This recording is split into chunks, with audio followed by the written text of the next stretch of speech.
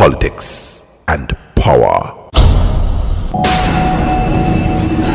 These forms of governance or governing systems or regimes blossomed in the immediate aftermath. We highlighted a few of such contemporary leaders in the past programs.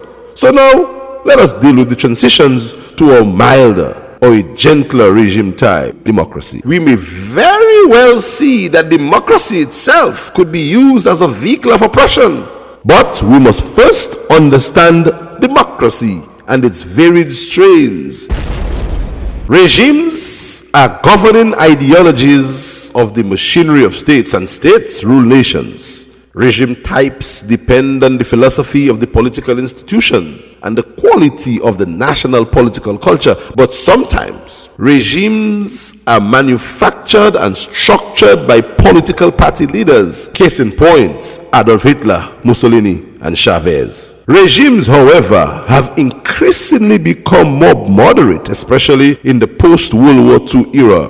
But radical tendencies did seep through while these transitions occurred. Capitalism, for instance, plays a structuring role on the republican systems. Socialism or communism, in contrast, sits on the converse side and accuses the form of steering the state towards a quasi-plutocracy. Communism or socialism, which is derived from Marxism, is the virtual opposite of capitalism. In Marxism, regimes and states control resources and the means of production and distribute resources to the people. Marxists argue that capitalism rips off the people with its free market trading driven, cheap labor, big profit systems. But we are not actually discussing them or that particular system at this present moment. We may discuss it sometime later.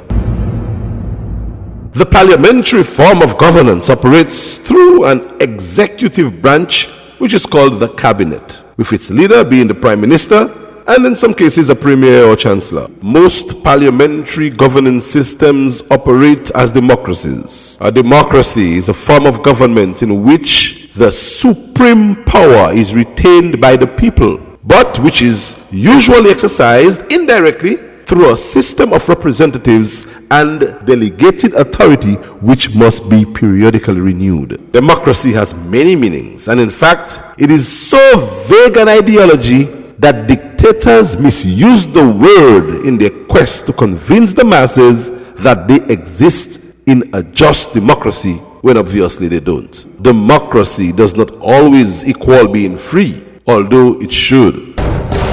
It is therefore a complex and carefully balanced system that does need thoughtful citizens, and there must be limits on power, and it thrives on the rule of law.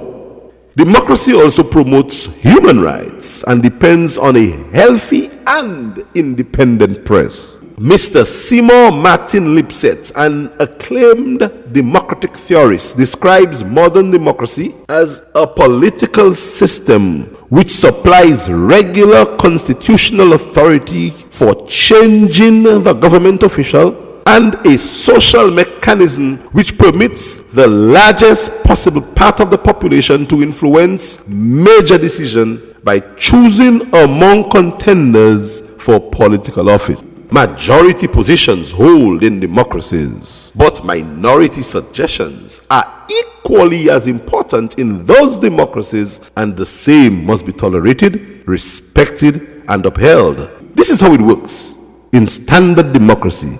But in certain democracies, this is easier said than done.